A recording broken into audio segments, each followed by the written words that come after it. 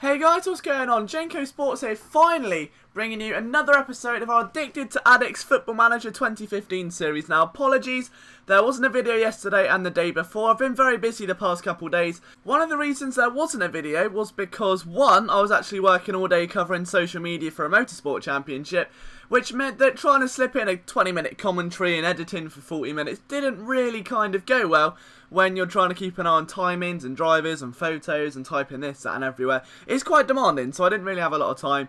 The second reason was I was incredibly hungover. And don't get me wrong, as fun as Football Manager is to play when you're off your face on whatever it was I was drinking that night, or when you're hungover in the morning, editing a video and commentating whilst you're almost spewing up your guts every 4 minutes isn't exactly ideal, and I could barely move. So I was in bed with an iPad covering social media, literally bedbound, but I'm back.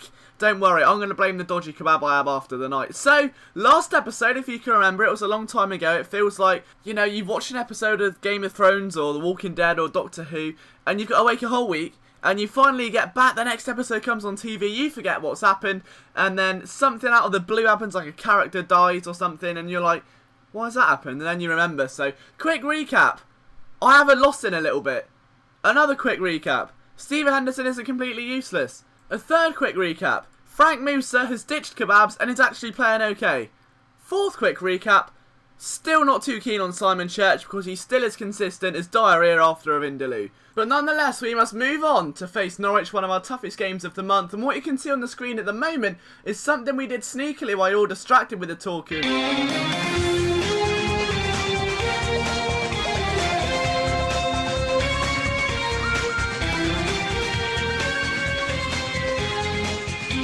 For tit's sake. So not only now am I getting interrupted by the casualty theme, but also half my team are injured, including my main centre mid and my right back. Fantastic. But the point I was making was, I took a look at the coaching staff and they weren't too great. It looked like someone had just quite literally found people in a nightclub and gone, do you want to play football for a bit? Yeah. Do you want to coach football for a bit? Yeah. And then got on and then they laid down cones and run round in circles. So what's happened? I fired one of my terrible coaches, got someone with much better attacking, defending, I think it was working with youngsters. He's quite a lot wage-wise, but you get what you pay for. Unless you go to London and want a pint of Strongbow, because apparently that's now £8.90, which is not what you pay for, because you can get that for £1 in Tesco. Either way, look, we're losing point again. We go against Norwich, one of the biggest games of the season, without a doubt. I mean, yes, they're a relegated Prem side, and in real life, they didn't get off to the best start. In this game, however, they're much higher up the table than us. We've been struggling to get a consistent run down. As soon as we start one, it just gets ripped from us. No longer. Today's the day. An away fixture at Carrow Road. What can we do? Dian Vetakele up front, Big Frank Musa minus the kebabs, started in centre attacking midfield, and Jordan Cousins standing in for Johnny Jackson, so we knew that this guy's good. We said earlier on that he's been putting in some promising performances, but now he's really got to capitalise. He's got to really make an impact, bearing in mind there's no Johnny Jackson. Is he going to be the man to replace him should long-term injury? Oh my god!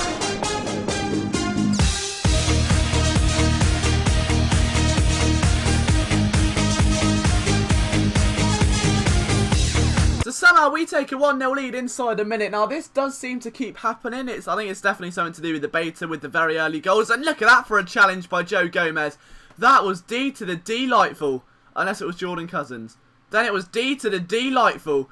Either way, Norwich pressing very early on here. We're able to get the shot away.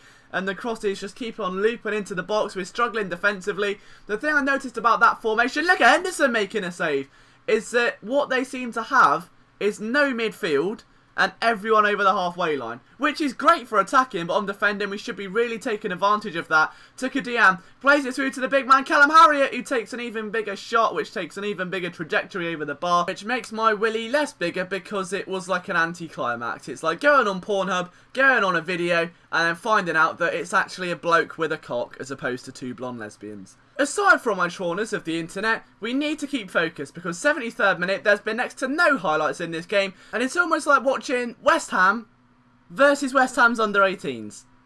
Not good. Not a good combo.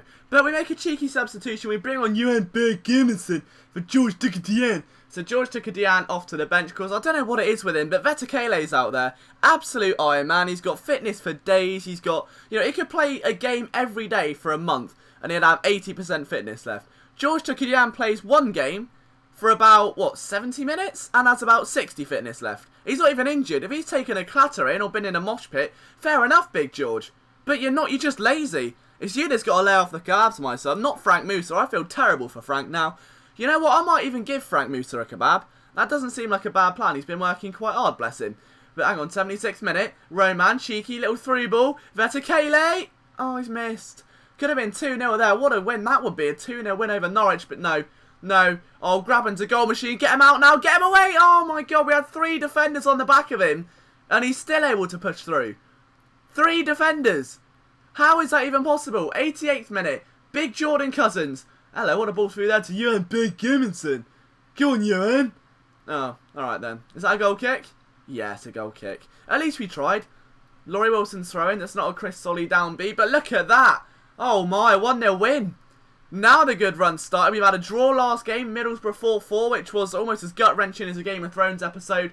And now, look, we're 16th. And surely now we can mount our title charge. I mean, we're going to win the league. We're going to get to the Prem. We're going to be signing tits all over the place. We're going to have Asian hookers outside the Valley. When Man United come down, we're going to beat them 4-0. And then give it 4 seasons and we'll be champions of Europe.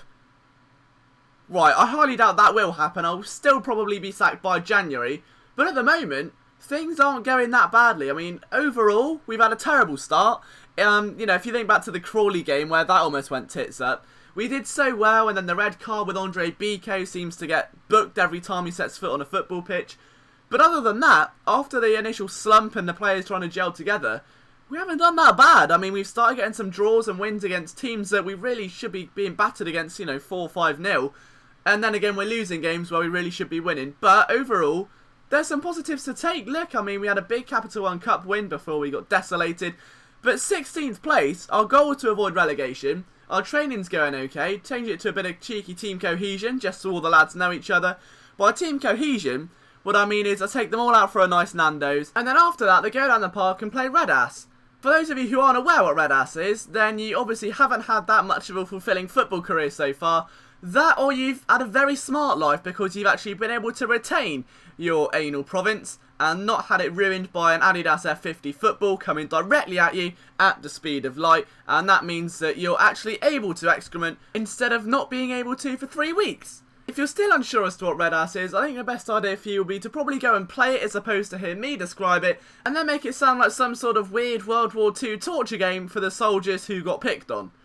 But anyway, again, back to point. We've just come off a good result. Joe Gomez's stats are booming up faster than a man's boner on Viagra. And now we've got to face another tough opponent, Birmingham, who are ahead of us again. They're 12th, we're 16th. It's not ideal. We could be asking for a little bit of an easier run to get the consistency started. But then again, saying that, if we want to be top half of the table or pushing for promotion, then we've got to be beating teams who are at this sort of level. You can't just get promotion or win the league by beating teams who are only outside the top 12. It doesn't work like that. As much as I'd like it to, it just kind of doesn't. So we've got to face Birmingham, and if we can beat them, then I'll really have, I think, quite a lot of confidence going in towards the rest of the season. And that's 2 teams who are placed well above us, who are quite well off money-wise. They've got a strong team who have been able to overthrow. It's a home fixture as well at the Valley, which means the home fans can be throwing sausage rolls at the opposition to really throw them off. Portsmouth want Harry... Oh, no.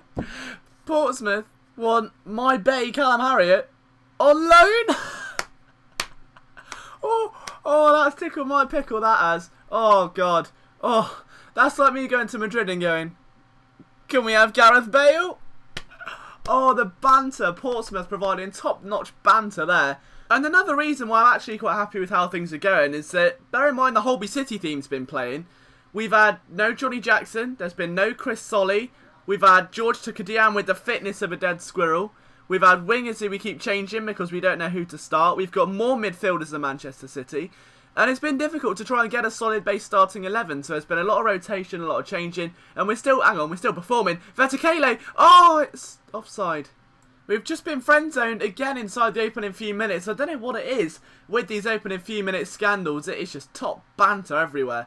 Either way, let's see what we can do. Here comes Big Gomez. Down to Michael Morrison. Still hasn't been sent off yet, so it's going well. Big Eagles through. Tukadian supporting. Eagle goes for goal and misses from range. I don't know what it is, but we can't hit shots from outside the box. Now, you know that saying, throw enough shit at a wall and eventually some of it will stick. None of it's sticking. We're just throwing sloppy diarrhea and it's just rolling out. It's not sticking. Don't know what to do. It just feels like someone's greased up the wall with some Vaseline before we started throwing the poo, and that's why it's not sticking. Here comes Tukadian outside the box. To Julien Desart. Oh, Julien. Oh, that's terrible. He could have scored from there, really. But as we start the second half, a throw-in, perhaps an opportunity. Big Harriet down to Wiggins. Ball's in and out again. Hang on, Big Vatakele's picked that one up. He's not just a striker, he's also a little cheeky winger, look. Finds Desart. Big Harriet. Oh, it's a penalty. No, it's not. Oh, well. We can dream. Birmingham's corner. 49 minutes in. Get that out. Get that out. There you go. Big header. Run after it. Why is it taking two of you? Right, I don't care what bromance you've got off the pitch. You don't bring it into the valley. Oh, my God. Oh, no. No. Oh, my God. Stephen Henderson. I don't know what he's been doing, but he's had half a Red Bull. It's a good effort. Bulo. Oh, my God. Bulo.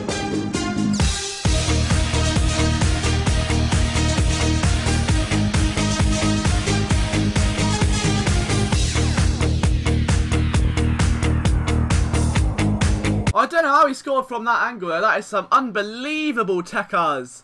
And now Birmingham with another throw. That's Rory Delap again. Why has every team got Rory Delap? What? What? Nothing happened. Everyone was stood still waiting for Rory Delap to lob a ball in. Next thing you know, Tal Ben-Aim's gone spin kicking everyone and they've got a penalty. I can't. Oh, come on, Steve. Don't let me down. I believe in you, big Steve. It's not your fault, Steve. It's not your fault. Blame the new British citizen. Are you that British, are you, Tal? Oh, well, I just wanted to hit him over the head with a digestive biscuit. Screw you and your fish and chips. You're not a British citizen until you don't give away penalties. Here comes Big Eagle. 67th minute to try and give Charlton the lead back and keep momentum on our side despite a terrible penalty. Here he comes. Corner in. Tukadian!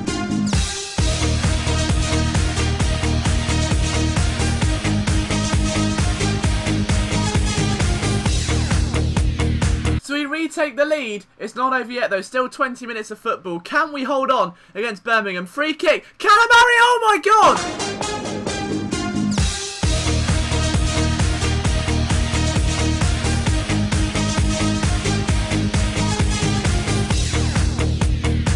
And now, hang on, can we make it 4-1? Ball comes in. Bulo.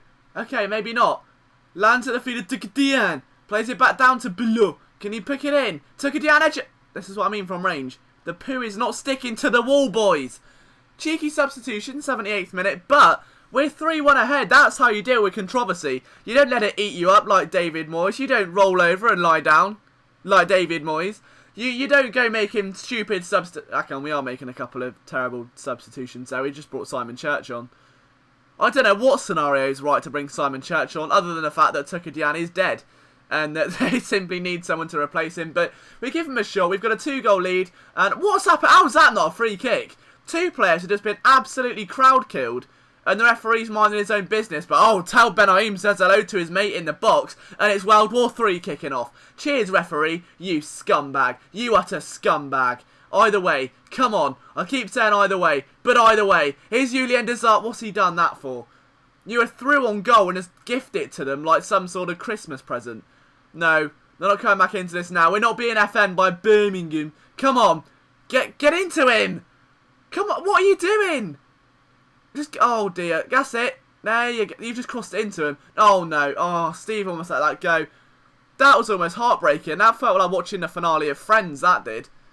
Come on, can we get 4-1? There's still a chance. Big Laurie Wilson with his man bun. Down to Joe Gomez. What a ball to the defender. Well done. Hang on. Big Eagle wants to get his name on the... That is wuff. That is wuffer than a wuff man's beard. You cannot be doing that. That's disgraceful. But either way, look, we win. We've got another win. We've got a convincing win. We've got a convincing win! I can't believe it. I just want to thank my mum, the local kebab shop. That's about as far as it goes. In all honesty, there's no other real inspiration. Other than Bobby Zamora. I do appreciate the way he bombs every single shot he gets into the stands. So, cheers, Bobby. This one goes out to you. As you can see, the exciting screen there of me saving my game. And look at that! Unbeaten in 5 games. Obviously, the Capital One Cup not counting there because it's in the league. But 5 games unbeaten in the league. We're on a monstrous run. I can't believe it. And now we face our bogey team, The one that we smashed 7-2 in the Capital One Cup. Bournemouth are out for revenge. This team lost to Charlton in the Capital One Cup. Surely they can't come out to revenge. Bournemouth fans will hate this, said the Sport Bible. Either way, again, apologies for the lack of uploads, guys. There should be another one coming later tonight, as I'm actually free for once after managing my brother's Soccer Sixes match, taking my Football Manager skills into real life. So, yeah, there should be a second video tonight. There will definitely be 2 tomorrow and 2 for the rest of the days this week. From myself, Jenko Sports, hit the subscribe button, give us a like, comment about kebabs. I love you all dearly like my kebab sisters. That didn't make sense. Goodbye.